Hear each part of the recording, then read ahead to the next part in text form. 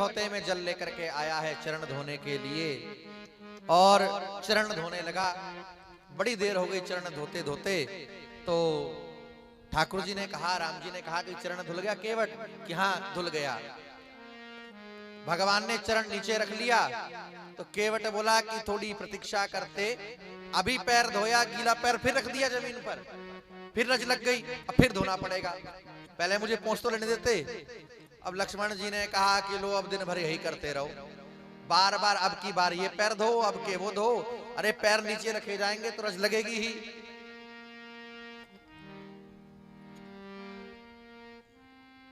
केवट ने कहा कि इतना मत खींचो लक्ष्मण जी। राम जी ने भी कहा कि केवट भैया देर हो रही है, और एक पैर पर तू खड़ा कर लेता है, कितनी देर तक एक पैर पर खड़े रहें? तो केवट ने कहा कि खड़े रहने में असुविधा हो रही है तो सहारा ले लो किसी का। राम जी बोले यहाँ किसका सहारा लेने, कोई लता है ना पेड़ है ना कोई।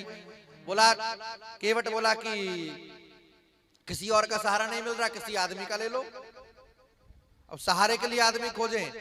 केवट बोला किसी और का नहीं लेना चाहते तो एक काम करो, मेरे सिर का सहारा ले लो, अपना हाथ मेरे सिर पर रख दो, सहारा ले लो।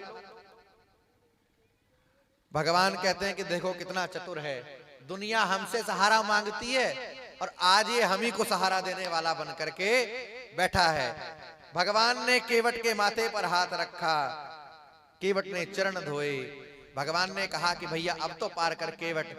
केवट बोला कि तुम्हारे लिए घाट का नियम नहीं बदलूंगा, जो पहले आए हैं उनको पहले पार करूंगा।